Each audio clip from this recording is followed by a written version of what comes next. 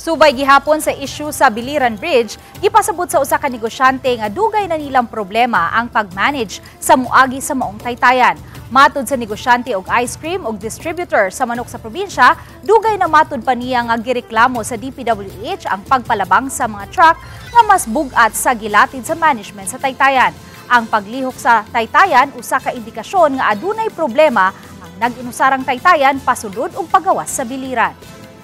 We will always look kanang mailabang precaution. Kay kana nga time na may tao dili dayon maaksyonan ang problema, posibleng maapektuhan ang publiko kay posibleng musaka ang presyo sa mga nagunang palaliton.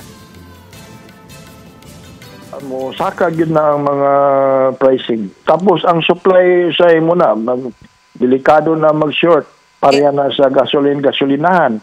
Gasolinahan, they will not allowed to pass the tanker. Correct. So that's almost 20 tons. So ilang allowed is four-wheeler only.